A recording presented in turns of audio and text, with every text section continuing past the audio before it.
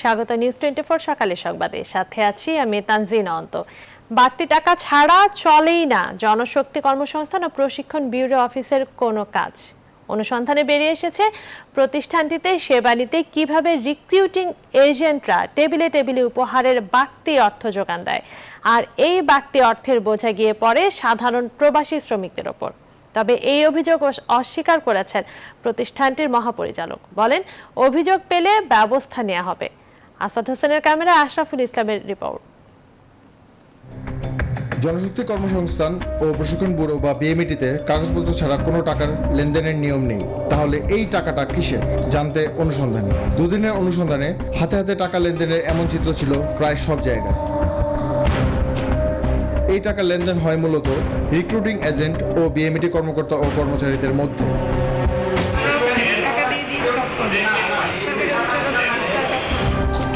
তথ্য বলছে বিএমইটিতে একটি ফাইল প্রসেস হতে 10টি ধাপ পার হতে হয়। তবে অভিযোগ আছে এই ধাপ পার হওয়ার জন্য বিএমইটিতে বাড়তি উপহার না দিলে ফাইল সামনে এগোয় না। নির্ধারিত অভিবাসন ব্যয়ের বেশি টাকা গুনতে হচ্ছে এই ব্যক্তিকে, কারণ এজেন্সি তার কাছ থেকে অতিরিক্ত টাকা দাবি করেছে ফাইল প্রসেসিং ত্বরান্বিত করার জন্য।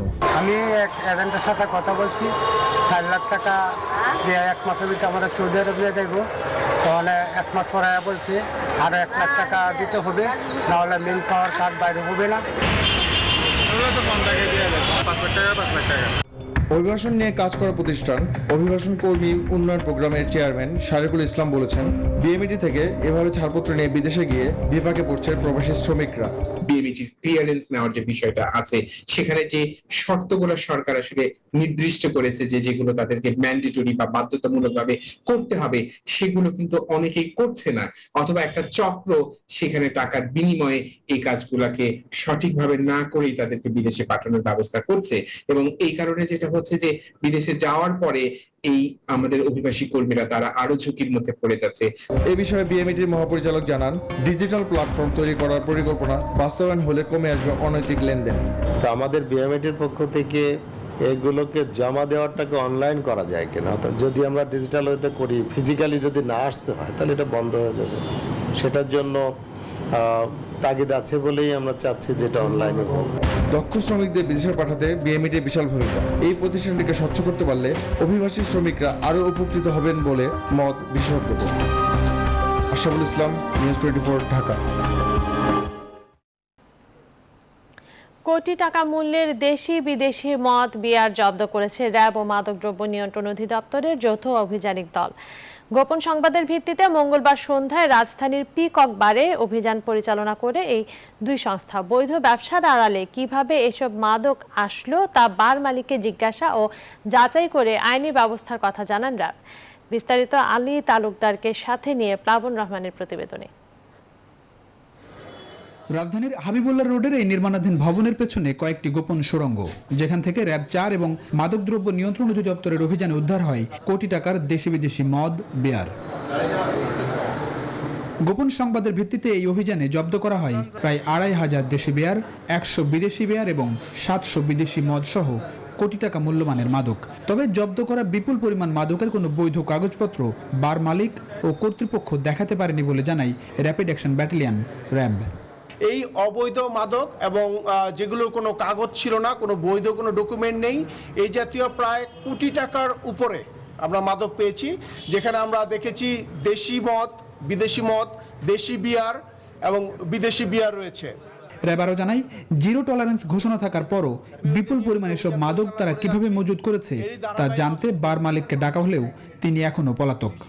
নিয়ম অনুযায়ী যে অবৈধ মালামালের সাথে বৈধ মালামালও এখানে অবৈধ হিসেবে গণ্য করা হয়, যেহেতু আমরা আপনাদেরকে বলেছি যে তাদের যে অরিজিনাল যে পিককের যে স্টোররুমগুলো রয়েছে, 2তলা 3তলা, এটার ভিতরে কি পরিমাণ মালামাল আছে এটা আরেকটু অপেক্ষার প্রয়োজন রয়েছে। অভিযানের মাধ্যমে আমরা যেটা দেখেছি যে এই বারের যে মালিক এবং যারা এই বারের সাথে সম্পৃক্ত, তারা বৈধ ব্যবসার লাইসেন্সের মাধ্যমে তারা অবৈধভাবেও মাদক তারা সরবরাহ করেছে, মাদকের ব্যবসা করেছে।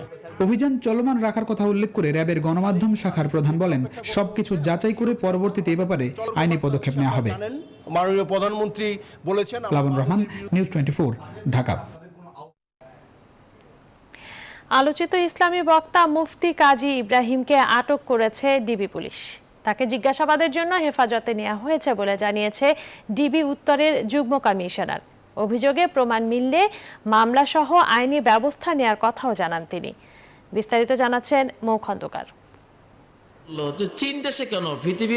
মুফতি ইব্রাহিম করোনা সংক্রমণের শুরুতে বক্তব্য দিয়ে তুমুল সমালোচনার মুখে পড়েছিলেন। করোনা সোলজারকে কমান্ড করলেন তোমরা যাও। দেশে তখনও করোনা আসেনি। প্রবাসী এক ব্যক্তির করোনার সঙ্গে কথোপকথন উদ্ধৃত করে দাবি করেন বাংলাদেশে করোনা আসবে না। করোনা ভাইরাসকে স্বপ্নদ্রষ্টার লোকটি মামুন মারু প্রশ্ন করলো, তোমরা পৃথিবীতে কখন এসছো? সে বলল, আমরা 23শে অক্টোবর চীনে আমরা এসেছি। সবশেষ উইলিয়াম শেক্সপিয়ারকে নিয়েও কথা বলেন। ভাইরাল ভিডিওতে দেখা যায় মুফতি ইব্রাহিম বলছেন শেক্সপিয়ারের আসল নাম শেখ জুবায়ের। প্রেসিডেন্ট গাদ্দাফি বলেছেন যে শেক্সপিয়ার আসলে শেখ জুবায়ের। ফেসবুক ও ইউটিউবে বিভিন্ন আপত্তিকর বক্তব্য দেওয়ার অভিযোগে সোমবার রাতে রাজধানীর লালমাটিয়ার বাসা থেকে মুফতি ইব্রাহিমকে আটক করে ডিবির সাইবার অ্যান্ড স্পেশাল ক্রাইম বিভাগ। প্রায় সময় উনি তার বক্তব্যে বলে থাকেন যে এদেশে হিন্দুস্তানি দালাল, রয়্যাল এজেন্ট দালাল এগুলি ভরে গেছে। তা আসলে আমরা এই জিজ্ঞাসাবাদে আসলে তাকে এগুলি তার সম্পর্কে বিস্তারিত জানবো, সে কিভাবে এখানে দালালে ভরে গেছে, কারা দালাল, কারা হিন্দুস্তানি দালাল, এগুলো আমরা জানতে চাইবো। ডিবির যুগ্ম কমিশনার জানান মুফতি ইব্রাহিমকে জিজ্ঞাসাবাদ করা হচ্ছে। উনি কিভাবে জানতেন যে কোনটা আসবে এবং কিভাবে ছেলে মেয়ে ছেলে হবে, এই তথ্যগুলো তার কাছে আমরা জানতে চাইব। সন্তোষজনক বক্তব্য দিতে না পারলে তার বিরুদ্ধে মামলা সহ আইনি ব্যবস্থা নেয়ার কথাও জানায় পুলিশ। তথ্য প্রচার করে। মৌ খন্দকার, নিউজ 24, ঢাকা।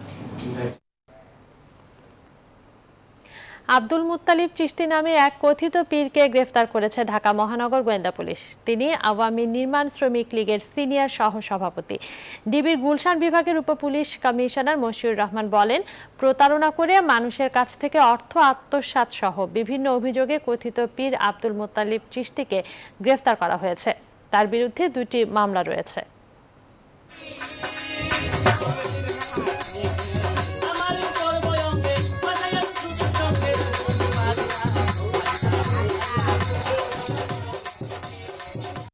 সে ধর্ম এবং রাজনীতিকে ব্যবহার করেছে মূলত তার ব্যক্তিগত যৌনাচার এবং অর্থ হাতিয়ে নেয়ার জন্যে।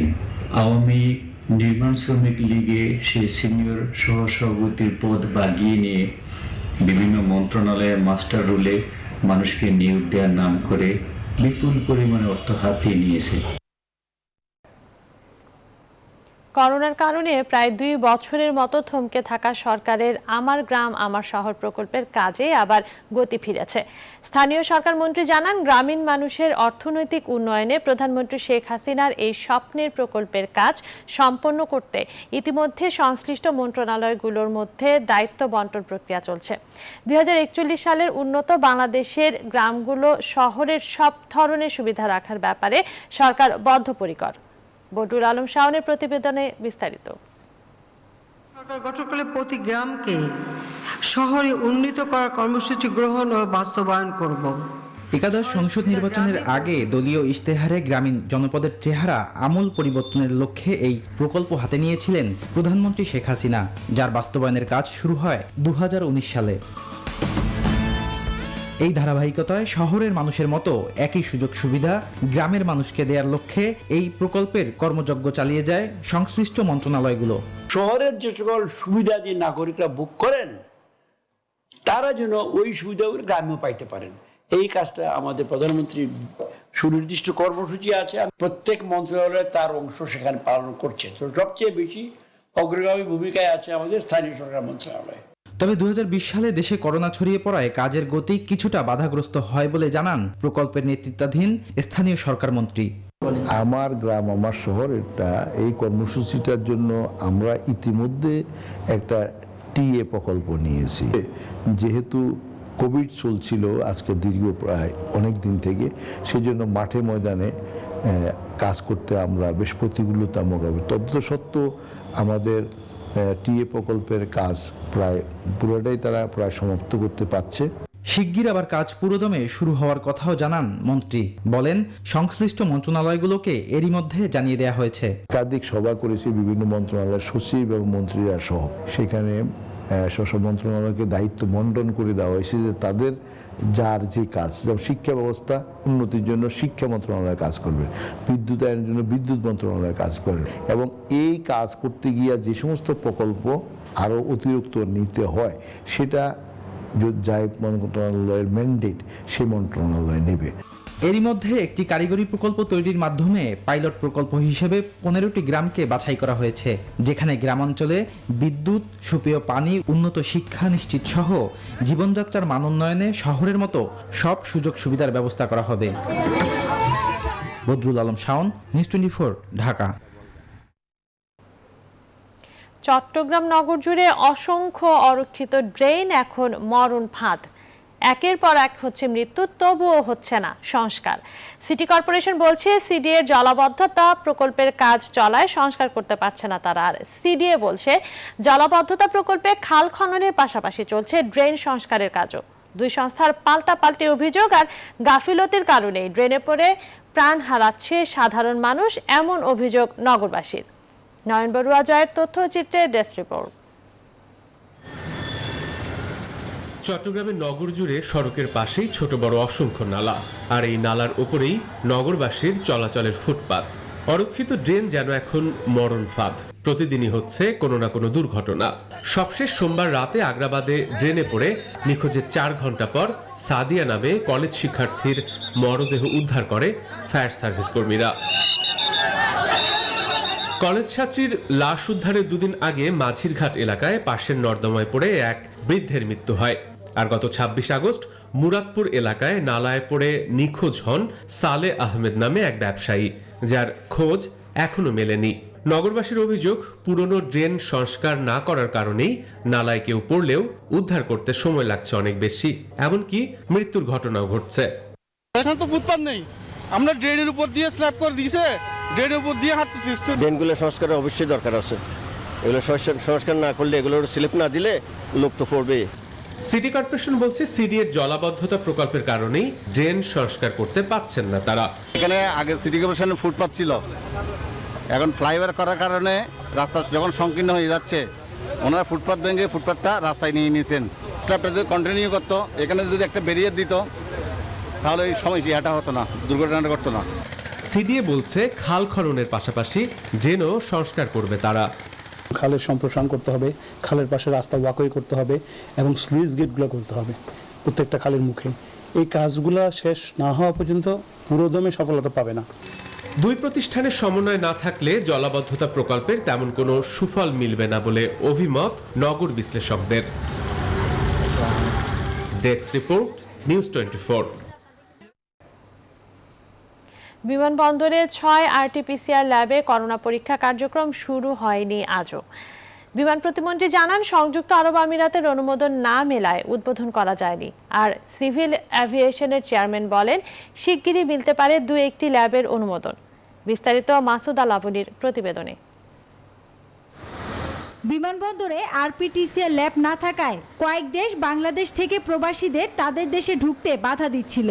ফলে নতুন করে স্থাপন করা হয় 6টি ল্যাব, তবে আনুষ্ঠানিকভাবে উদ্বোধন করা হয়নি মঙ্গলবারও। সিভিল এভিয়েশনের চেয়ারম্যান জানান, অনুমোদন এখনো আটকে আছে, বিশেষ ফ্লাইট আপাতত ছাড়া হবে না। অনুমোদন আনতে পারে তাহলে আমরা কার্যক্রম শুরু করে দিব। এই ব্যাপারে কিন্তু আমাদের পররাষ্ট্র মন্ত্রণালয় এবং প্রবাসী কল্যাণ মন্ত্রণালয় কাজ করছে, যাতে আমাদের যারা শ্রমিক অথবা আমাদের যে ভাইয়েরা যাবেন সম্মানিত যাত্রীরা, তাদের ভিসা এবং তাদের ওখানকার যে আকামা ব্যাপারগুলো আছে ওগুলো তারা দেখছে না। সচিবালয় বিমান প্রতিমন্ত্রী জানান, বিমানবন্দরে নতুন স্থাপন করা 6টি আরটিপিসিআর ল্যাবের অনুমোদন না মেলায় কার্যক্রম শুরু করা যায়নি। এইটাই absolutely depends upon the government of the আমিরাত। ইউএই গভর্নমেন্টের সিদ্ধান্ত, তাদের সিদ্ধান্ত আমাদের পার্শ্ব করতেছি আমরা। এই সিদ্ধান্তটা যাতে দ্রুত আসে, ল্যাব স্থাপন হয়েছে, সবকিছু হয়েছে। এখন যে জিনিসটার জন্য অসুবিধা হচ্ছে এটা হইল তাদের পারমিশন। আমার বিশ্বাস আমাদের সরকারের পক্ষ থেকে অন্যান্য মন্ত্রণালয় যারা সংশ্লিষ্ট আছেন তারাও কাজ করে চলেছেন। নির্দিষ্ট সময় গন্তব্যে পৌঁছাতে না পারায় ভোগান্তি ও আর্থিকভাবে ক্ষতিগ্রস্ত অনেক প্রবাসী। আরটিপিসিআর ল্যাবটা উদ্বোধন হবে, কিন্তু এখন পর্যন্ত উদ্বোধন কেন হয় নাই? এখন এরা বলেছে নাকি আবার আমাকে টিকিট কাটতে হবে। আমাদের বিভিন্ন মানুষ বিভিন্ন রকমের হয়রানি করছে যে আমরা যেতে পারবো না, যাচ্ছি, এখনো হবে না। দ্রুত এই জটিলতার সমাধান চান প্রবাসীরা। মাসুদা লাবণী, নিউজ 24, ঢাকা। 24 ঘন্টায় করোনায় নতুন শনাক্ত হওয়া রোগী, মৃত্যু এবং শনাক্ত হার সবই বেড়েছে। 24 ঘন্টায় করোনা আক্রান্ত হয়ে মারা গেছেন 31 জন। করোনাতে নতুন করে শনাক্ত হয়েছেন 1310 জন। দেশে এখন পর্যন্ত মোট করোনা শনাক্ত হলেন 15,53,873 জন। এদের মধ্যে মোট মারা গেলেন 27,470 জন। 24 ঘন্টায় 29,186টি নমুনা পরীক্ষার বিপরীতে রোগী শনাক্তের হার 4.49%।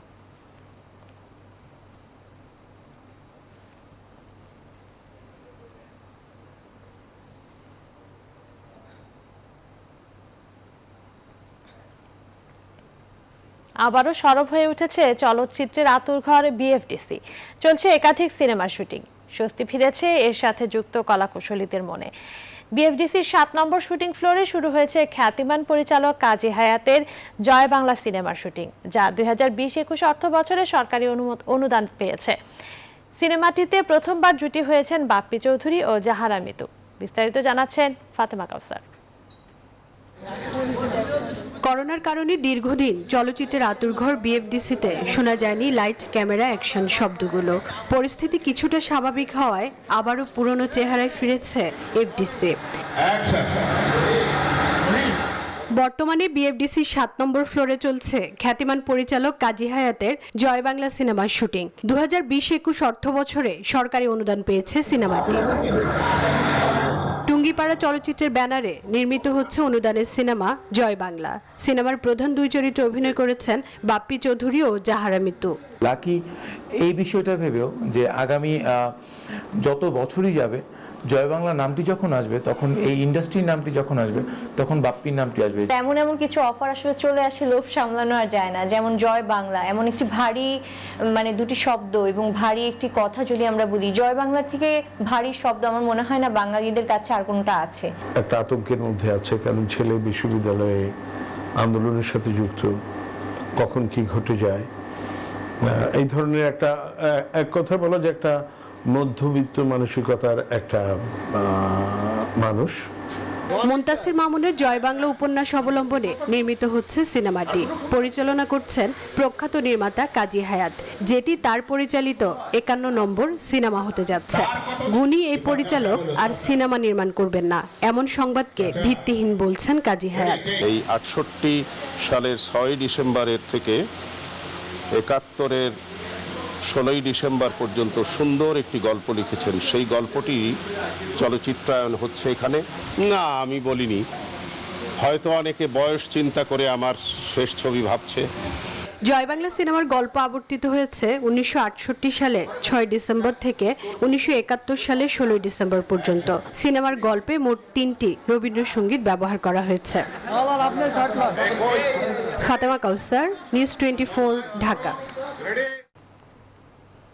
বাংলাদেশকে স্বপ্নের ঠিকানায় পৌঁছে দিতে হলে শেখ হাসিনার কোনো বিকল্প নেই বলে মন্তব্য করেছেন তথ্য সম্প্রচার মন্ত্রী ডক্টর হাসান মাহমুদ। মঙ্গলবার দুপুরে জাতীয় প্রেস ক্লাবে প্রধানমন্ত্রী শেখ হাসিনার 75তম জন্মদিন উপলক্ষে উন্নয়নের নেত্রী শেখ হাসিনা শীর্ষক আলোচনা সভায় প্রধান অতিথির বক্তব্যে তিনি এসব কথা বলেন। প্রগতিশীল সাংবাদিক মঞ্চ আয়োজিত আলোচনা সভায় সভাপতিত্ব করেন জাতীয় প্রেস ক্লাব সভাপতি ফরিদা ইয়াসমিন। অন্যদের মধ্যে বক্তব্য রাখেন অবসরপ্রাপ্ত বিচারপতি শামসুদ্দিন চৌধুরী মানিক, প্রধানমন্ত্রীর সাবেক তথ্য উপদেষ্টা ইকবাল সোবহান চৌধুরী, পিআইবি চেয়ারম্যান ও ডেইলি সানের সম্পাদক এনামুল হক চৌধুরী, বিএফইউজে সাবেক সভাপতি মঞ্জুরুল আহসান বুলবুল সহ আরও অনেকে।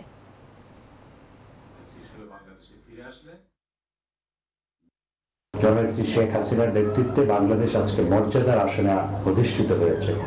শুধুমাত্র অর্থনৈতিক ক্ষেত্রে নয়, আমরা সমস্ত ক্ষেত্রে আজকে পাকিস্তানকে অতিক্রম করেছি। অর্থনৈতিক সূচক, সামাজিক সূচক, মানব উন্নয়ন সূচক, সব সূচক জননেত্রী শেখ হাসিনার কোনো বিকল্প বাংলাদেশে নাই। উনি গত সপ্তাহে এসডিজি অ্যাওয়ার্ড পেয়েছেন, অর্থাৎ সাস্টেইনেবল ডেভেলপমেন্ট ফর প্রোগ্রেস।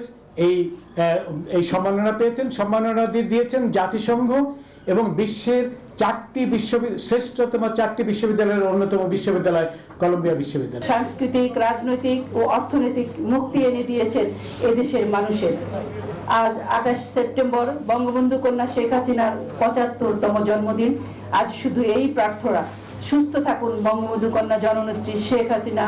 বঙ্গবন্ধুর পরে এখন বঙ্গবন্ধু কন্যাই এদেশের মানুষের শেষ ঠিকানা।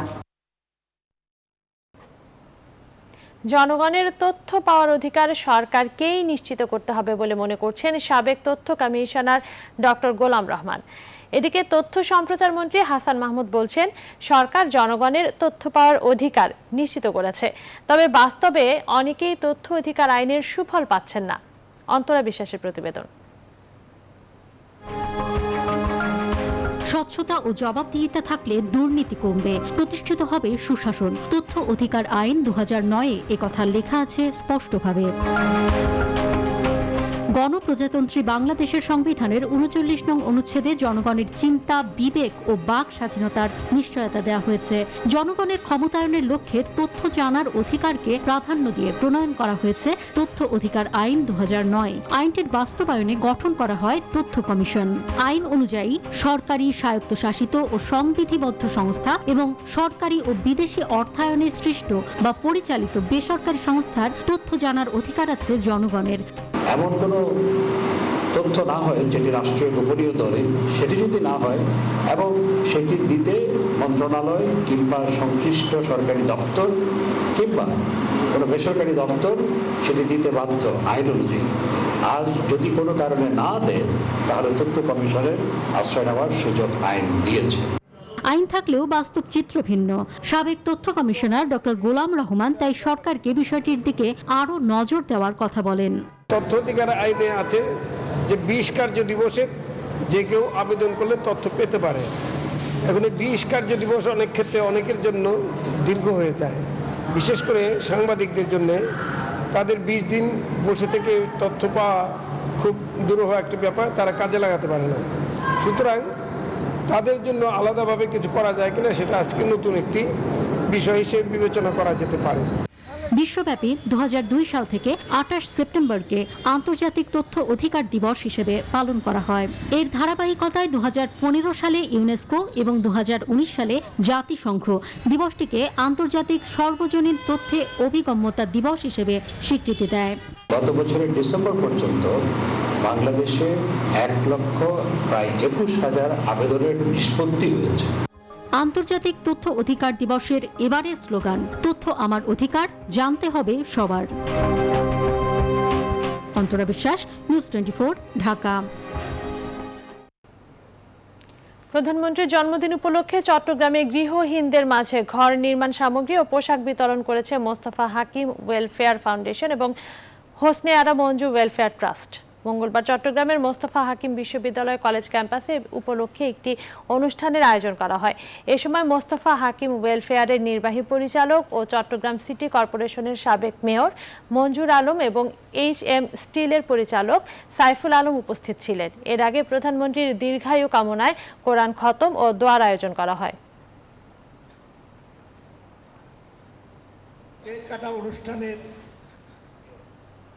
সাতক্ষীরা পৌরসভার মধ্যে অবাধে চলছে ইঞ্জিন চালিত অবৈধ নসিমন, পরিবহন, ভটভটি, ইজি বাইক ও ব্যাটারি চালিত ভ্যান।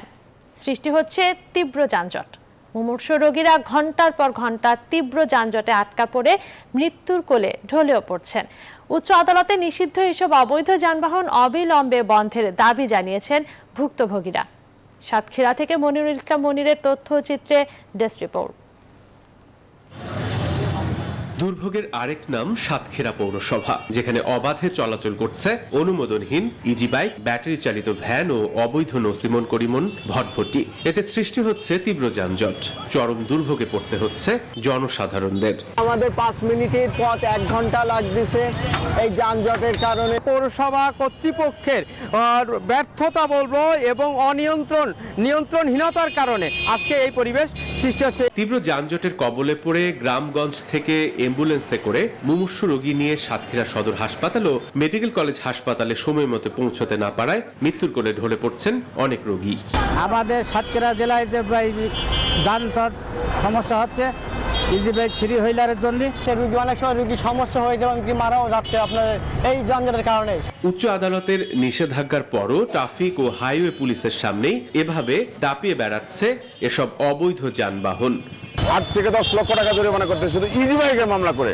তো তারপরেও আমরা ট্রাফিক পুলিশ মানে হিমশিম খেয়ে যাচ্ছি। তবে শহরের অবৈধ যানবাহন বন্ধে অবিলম্বেই মাঠে নামার কথা জানিয়েছে পৌর মেয়র।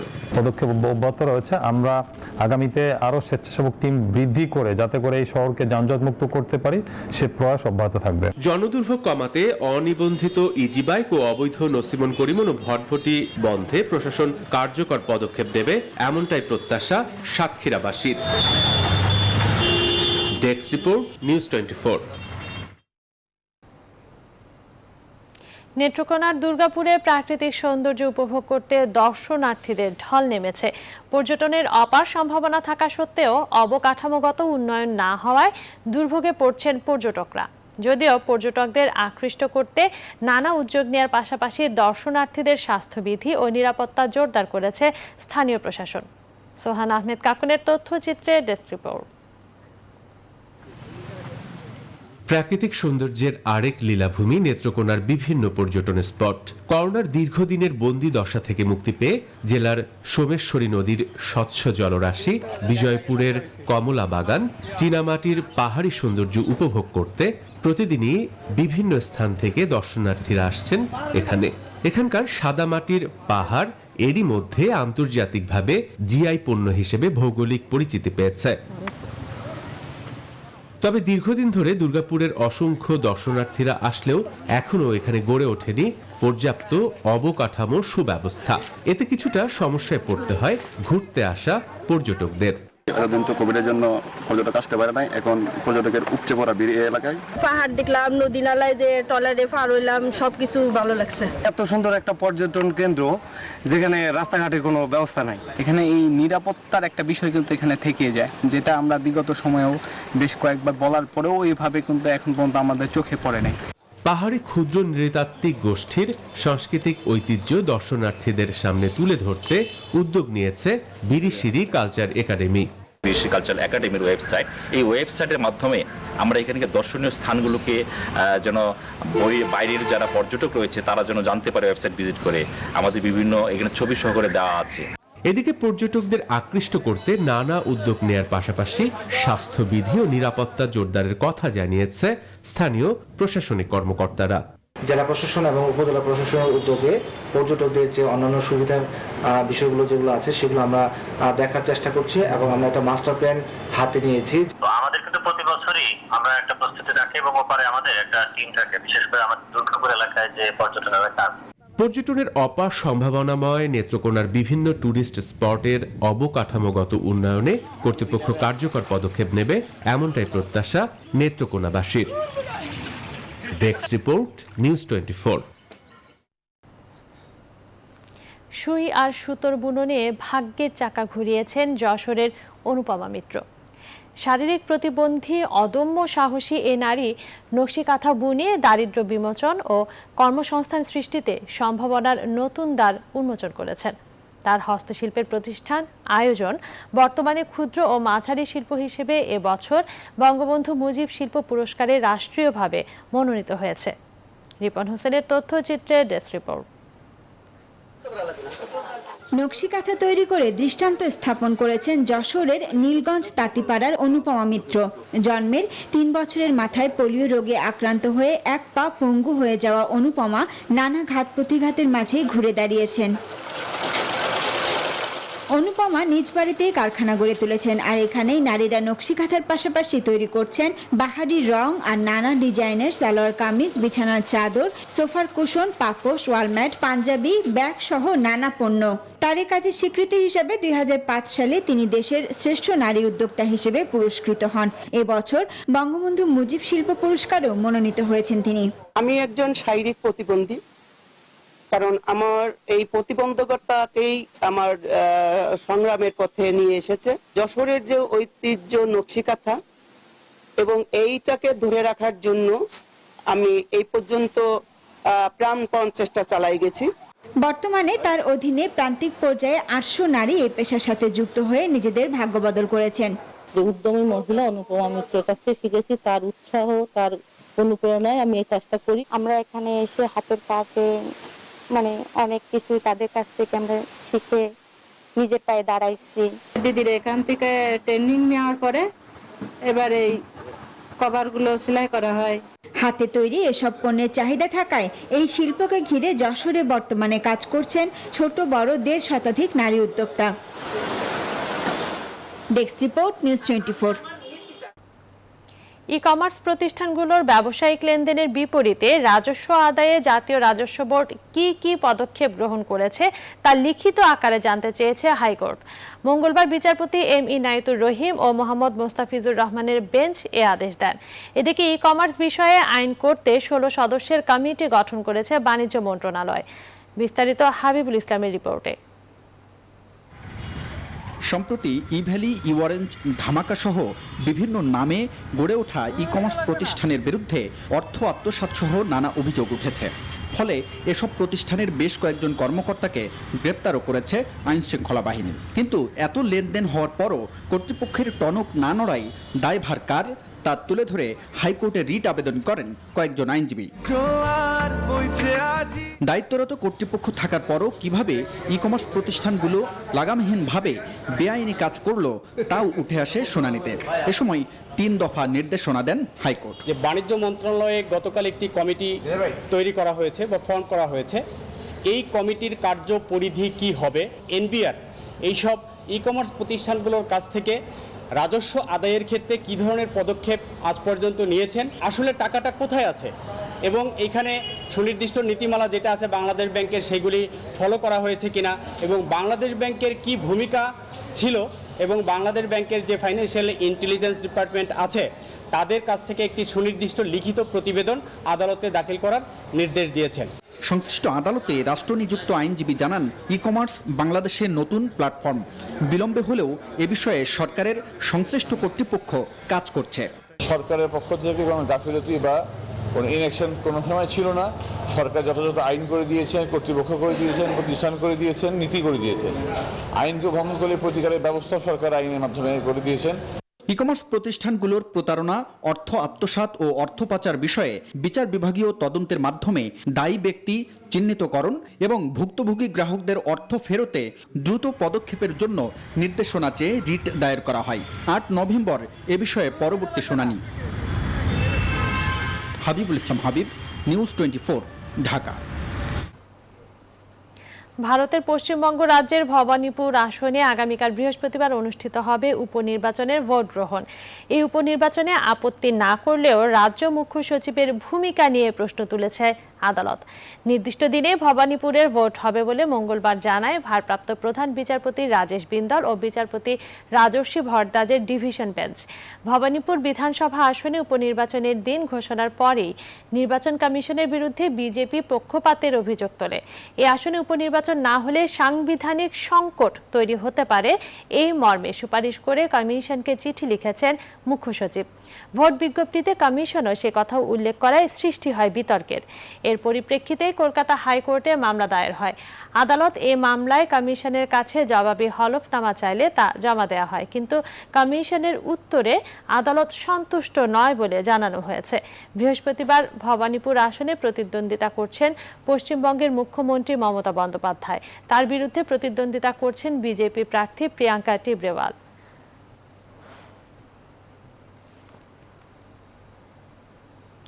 আফগানিস্তানে লুকিয়ে থাকা আল কায়েদার জঙ্গিরা আগামী 1 বছরের মধ্যেই যুক্তরাষ্ট্রে হামলা চালাতে পারে। মঙ্গলবার মার্কিন সিনেটে এক শুনানিতে এই সতর্কবার্তা দিয়েছে মার্কিন শীর্ষ জেনারেল মিলি। তিনি বলেন, তালেবান প্রশাসন মুখে যাই বলুক না কেন, 9/11-এর হামলায় জড়িত আল কায়েদার সঙ্গে তারা সম্পর্ক ছেদ করেনি তা নিশ্চিত। গেল মাসে আফগানিস্তান থেকে মার্কিন সেনা প্রত্যাহার নিয়ে শুনানি হয় কংগ্রেসে। শুনানিতে মার্কিন পররাষ্ট্রমন্ত্রী লয়েড অস্টিন বলেন, আফগান সেনাবাহিনীর এমন পরাজয়ে বিস্মিত হয়েছেন তারা। যুক্তরাষ্ট্র ও তাদের অংশীদাররা আফগান সেনাবাহিনীকে যে প্রশিক্ষণ দিয়েছে তা নিমেষেই নিশ্চিহ্ন হয়ে গেছে বলেও মন্তব্য করেন তিনি।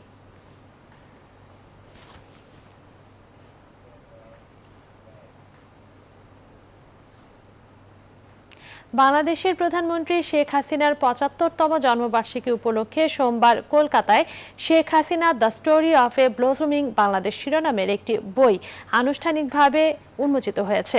উন্মোচন করেন পশ্চিমবঙ্গ সরকারের গ্রামোন্নয়ন মন্ত্রী শ্রী সুব্রত মুখোপাধ্যায়। কলকাতা থেকে ভাস্কর সর্দারের পাঠানো তথ্যচিত্রে নাহিদ জিহানের ডেস্ক রিপোর্ট। বঙ্গবন্ধু কন্যার জীবন ও কাজ এবং বাংলাদেশের অগ্রগতির বিষয়ে গভীরভাবে তুলে ধরে প্রকাশিত হলো Sheikh Hasina the story of এ ব্লসমিং বাংলাদেশ শিরোনামের বইটি। ইংরেজি ভাষার এই বইটিতে মোট ১৫টি প্রবন্ধ রচনা করেছেন ডক্টর চিন্ময় গুহ, ডক্টর পবিত্র সরকার, মানস ঘোষ সহ ১৫ জন প্রথিতযশা বিশিষ্টজন। সোমবার বইটির মোড়ক উন্মোচন করেন পশ্চিমবঙ্গ সরকারের গ্রামোন্নয়ন মন্ত্রী সুব্রত মুখোপাধ্যায়। আমি নিজে পরবর্তীকালে শেখ হাসিনা আমার সরকারি কাজ করতে গিয়ে আইএলও মিটিং গভর্নিং বডিতে প্রথম ওনাকে চাক্ষুষ দেখি এবং ওনাদের বাড়িতে যাই। খুব দুঃখজনক সমস্ত জিনিসগুলো দেখি। ১৫৪ পৃষ্ঠার বইটি সম্পাদনা করেছেন কলকাতায় বাংলাদেশ ডেপুটি হাইকমিশনের প্রেস শাখার প্রথম সচিব ডক্টর মোহাম্মদ মোফাক্করুল ইকবাল। মাননীয় প্রধানমন্ত্রী সম্পর্কে আরও জানতে পারবেন এবং তার যে গতিশীল নেতৃত্ব, কী করে উনি দেশটাকে এগিয়ে নিয়ে গেছেন, দেশটাকে উন্নয়নশীল দেশে পরিণত করেছেন এবং ওনার যে ভীষণ আছে ভীষণ অনুযায়ী এগুচ্ছে সেই সম্পর্কে পশ্চিমবঙ্গের অর্থনীতিবিদরা এবং বুদ্ধিজীবীরা লিখেছেন।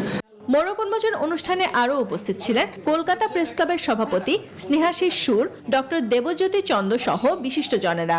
ঢাকার প্রকাশনা সংস্থা জানিমেন বুকস বইটি প্রকাশনা করেছে। নাহিদ জিহান, নিউজ 24। এক তরুণীর মুখের ভাস্কর্য তৈরি করে বেশ আলোচনায় সৃষ্টি হয়েছে স্পেনে। কারণ তরুণীর মূর্তিটি পানিতে প্রায় ডুবন্ত অবস্থায় বসানো হয়েছে। মেক্সিকান ভাস্কর রুবেন ওরোস্কো বোঝাতে চেয়েছেন মানুষের কাজ তাকে ডুবিয়ে দিতে পারে, আবার ভাসিয়েও রাখতে পারে। রয়টার্স থেকে প্রাপ্ত তথ্যচিত্রে নাহিদ জিহানের আরও একটি ডেস্ক রিপোর্ট। দূর থেকে দেখলে মনে হবে নদীর পানিতে এক তরুণী ডুবে যাচ্ছে। স্পেনের বিলবাও শহরের নারভিন নদীতে এমন একটি জীবন্ত মূর্তি দর্শনার্থীদের মাঝে ব্যাপক কৌতূহলের জন্ম দিয়েছে। আমি প্রথমে ভেবেছিলাম মেয়েটি ডুবে যাচ্ছে, কিন্তু ওর চেহারায় ভয় নেই, তাই মনে হবে যেন প্রবল দুঃখবোধ নিয়ে সে নিজেই ডুবে যেতে চাইছে। মূর্তিটি দেখে এক এক মানুষ এক এক রকম চিন্তা করে নেবে, প্রত্যেকের নিজস্ব চিন্তা হবে আলাদা। Mexican hyper realist artist Ruben ওজোকোর তৈরি এই ভাস্কর্যটির নাম রেখেছেন বিহার, বাস্কিউ ভাষায় যার অর্থ ভবিষ্যৎ। ওজোকো জানান মানুষের কাজের উপরে নির্ভর করে সে ভাসবে না ডুবে যাবে। ১২০ কিলোগ্রাম ওজনের ফাইবার গ্লাসের নির্মিত এই ভাস্কর্যটি গেল বৃহস্পতিবার গভীর রাতে নারভিন নদীতে ভাসানো হয়। নদীর পানির বাড়া ও কমার উপরে নির্ভর করে মুখটি ডুবে যাওয়া ও ভেসে থাকা। নাহিদ জিহান, নিউজ 24। আগামী ১ অক্টোবর থেকে মালদ্বীপে শুরু হতে যাচ্ছে সাফ চ্যাম্পিয়নশিপ। এই আসরকে সামনে রেখে দেশ ছেড়েছে বাংলাদেশ জাতীয় ফুটবল দল। ফিফা ও এএফসি থেকে ছাড়পত্র না পাওয়ায় নাইজেরিয়ান বংশোদ্ভূত বাংলাদেশি ফরওয়ার্ড এরিটা কিংসলেকে পাচ্ছে না বাংলাদেশ। 23 সদস্যের দলে একমাত্র চমক আবাহনীর হৃদয়। এবারের সাফ চ্যাম্পিয়নশিপে নেই গ্রুপ পর্ব। 5 দলের এই টুর্নামেন্টে প্রতিটি দল একে অপরের সঙ্গে খেলবে। পয়েন্ট টেবিলের শীর্ষ 2 দল যাবে ফাইনালে। উদ্বোধনী দিনের দ্বিতীয় ম্যাচে বাংলাদেশের প্রতিপক্ষ শ্রীলঙ্কা। প্রধানমন্ত্রী শেখ হাসিনার জন্মদিন উপলক্ষে বুড়িগঙ্গা নদীতে নৌকা বাইচের আয়োজন করা হয়েছে। নৌপরিবহন মন্ত্রণালয়ের উদ্যোগে এই অনুষ্ঠানের উদ্বোধন করেন যুব ও ক্রীড়া প্রতিমন্ত্রী মোহাম্মদ জাহিদ আহসান রাসেল। নদীমাতৃক বাংলাদেশে প্রধানমন্ত্রীর জন্মবার্ষিকী উদযাপন উপলক্ষে নৌকা বাইচের নদী পথকে আরও গতিশীল করবে বলে নিজ প্রতিক্রিয়া ব্যক্ত করেন অনুষ্ঠানের বিশেষ অতিথি ঢাকা উত্তর সিটি মেয়র আতিকুল ইসলাম। বিস্তারিত প্রতিবেদনে। প্রধানমন্ত্রী শেখ হাসিনার ৭৫তম জন্মদিন ভিন্নধর্মী আয়োজনে উদযাপন করেছে নৌপরিবহন মন্ত্রণালয়। বিআইডব্লিউটিএ এবং বাংলাদেশ রোয়িং ফেডারেশনের সহযোগিতায় মঙ্গলবার ঢাকার বুড়িগঙ্গা নদীতে অনুষ্ঠিত হলো বিশেষ নৌকা বাইচ। নদীর দুই তীরে দাঁড়িয়ে হাজারো মানুষ এই নৌকা বাইচ উপভোগ করেন। করতালিতে মুখরিত হয় চারপাশ। প্রধানমন্ত্রীর জন্মদিনে নৌকা বাইচের উদ্বোধন করেন যুব ও ক্রীড়া প্রতিমন্ত্রী মোহাম্মদ জাহিদ হাসান রাসেল। আজকে যে এই ধরনের একটা আয়োজন হলো, এর মধ্য দিয়ে একটি নতুন মেসেজ হলো যে শুধু খেলার জন্য খেলা নয়, আমাদের নদী দূষণ, আমাদের নদী দখল, আমাদের এর হাত থেকে আমাদের প্রজন্মকে রক্ষা করা, নদীকে রক্ষা করা, এটাও একটা অনেক গুরুত্বপূর্ণ একটা মেসেজ আমি মনে করি। অনুষ্ঠানে বিশেষ অতিথি ছিলেন ঢাকা উত্তর সিটির মেয়র আতিকুল ইসলাম। মাননীয় প্রধানমন্ত্রীর জন্মদিন উপলক্ষে এই ধরনের নতুনত্ব অবশ্যই আমরা সকলের দৃষ্টি আকর্ষণ করে। ধন্যবাদ জানাচ্ছি বিআইডব্লিউটিকে এবং এই যারা নৌকা বাইচে যারা আসছেন প্রতিযোগিতা, সবাইকে ধন্যবাদ জানাচ্ছি এবং এটি সবসময় চলবে, আমি সেই আশা রাখি। নৌকা বাইচ প্রতিযোগিতায় আরো উপস্থিত ছিলেন সংসদ সদস্য হাজী মোহাম্মদ সেলিম, নৌপরিবহন মন্ত্রণালয়ের সচিব, বিআইডব্লিউটি এর চেয়ারম্যান সহ ঢাকা উত্তর ও দক্ষিণ সিটি কর্পোরেশনের কাউন্সিলররা। নৌকা বাইচ প্রতিযোগিতা শেষে সন্ধ্যায় কামরাঙ্গীর চরের শেখ জামাল সরকারি মাধ্যমিক বিদ্যালয় সংলগ্ন এলাকায় বিজয়ীদের হাতে পুরস্কার তুলে দেওয়া হয়। এছাড়াও আতশবাজি ও লেজার শোতে রঙিন ছিল বুড়িগঙ্গার তীর। নৌকা বাইচের পুরো আয়োজনটি সরাসরি সম্প্রচার করেছে বাংলাদেশের প্রথম sports channel T sports. Touhidul Islam, news 24। শরতের শুভ্রতার কথা জানিয়ে শেষ করছি এখনকার আয়োজন। নীল আকাশে সাদা মেঘের ভেলায় করে প্রকৃতিতে এসেছে শরৎকাল। বাংলাদেশের সব জায়গাতেই কাশফুল এ শরতেরই বার্তা দেয়। বরিশাল স্টেডিয়াম, বিশ্ববিদ্যালয় ক্যাম্পাস, 30 গোডাউন এবং দোয়ারিকা ও খয়রাবাদ সেতুর ঢালে দেখা যায় বাতাসের তালে তালে দোল খাচ্ছে সাদা কাশফুল। করোনার প্রকোপে ক্লান্ত আর বিপর্যস্ত মনকে একটু প্রশান্তি দিতে মানুষ ছুটে যায় কাশফুলের শুভ্রতায় মিশে যেতে। তবে শুধু সৌন্দর্যই নয়, কাশফুলের রয়েছে নানা ঔষধি গুণ, বলছেন উদ্ভিদ বিজ্ঞানীরা। রাহাত খানের তথ্য চিত্রে ডেস্ক রিপোর্ট। বর্ষা শেষ, শীত আসি আসি করছে। ঠিক এ সময়টাতেই আকাশে দেখা যায় সাদা মেঘের ভেলা আর নিচে বাতাসে দোল খায় সাদা কাশফুল। দূর থেকে দেখলে মনে হয় যেন আকাশ থেকে নেমে এসেছে এক রাশ মেঘ। এ দৃশ্যই প্রমাণ করে শরৎ এসেছে। শুভ্র কাশফুল মানুষের মনেও ছড়িয়ে দেয় শুভ্রতা। ইট কাঠ পাথরের জীবনে ক্লান্ত মন যখন একটু প্রশান্তির জন্য মরিয়া হয়ে ওঠে, ঠিক তখনই নারী পুরুষ নির্বিশেষে ছুটে যায় কাশবনে শুভ্রতার ভেলায় নিজেকে ভাসিয়ে নিতে। বরিশালে কাশফুলের দেখা পেতে যেতে হবে বরিশাল আউটার স্টেডিয়ামে। এখানে ঢুকতেই ডান দিকে চোখে পড়বে শুভ্র কাশফুলের দোলাচল। প্রকৃতি প্রেমীরা কাশফুলের সৌন্দর্যকে ফ্রেমে বন্দি করতে নানা ঢঙে তোলেন ছবি। শুধু আউটার স্টেডিয়াম নয়, বিশ্ববিদ্যালয়ের বিশাল ক্যাম্পাসেও চোখে পড়ে একই দৃশ্য। শিক্ষার্থী ছাড়াও বাইরের বিপুল সংখ্যক দর্শনার্থী আসেন এখানে। কাশফুলের সাথে মনে হচ্ছে যে আকাশটা কাশফুলটা মানে জাস্ট ম্যাচ করে গেছে। অনেকদিন পর আর কি বের হয়েছে, স্টেডিয়ামে আসলাম শুধুমাত্র কাশফুলের জন্যই। কাশফুলের মাঝে ঘুরতেছি, ছবি তুলতেছি, মনের অনুভূতিটা একটু আলাদা লাগতেছে। শুধু সৌন্দর্যই নয়, কাশফুলের রয়েছে নানা ঔষধি গুণ। উদ্ভিদ বিজ্ঞানীদের দেয়া এ তথ্য কাশফুলের প্রতি মানুষের ভালো লাগা বাড়িয়ে দেয় কয়েক গুণ। এর কিছু ঔষধি গুণও কিন্তু রয়েছে, যেমন এটি আমাদের পিত্তথলির যে পাথর, সেই পাথরের ক্ষেত্রে এর মূল দিয়ে তৈরি কিছু ওষুধ যেটি পিত্তথলির পাথরের কাজ করে। অনেক সময় চর্মজাতীয় অনেক রোগের ক্ষেত্রে কিন্তু এটি আসলে ব্যবহৃত হয়ে থাকে। বরিশালের দোয়ারিকা সেতু ও খয়রাবাদ সেতুর ঢালে এবং নগরীর 30 গোডাউন রোডের পাশেও দোল খেতে দেখা যায় অনিন্দ সুন্দর কাশফুল। Desk report, news 24। এই ছিল এখনকার আয়োজনে। এতক্ষণ সাথে থাকার জন্য ধন্যবাদ।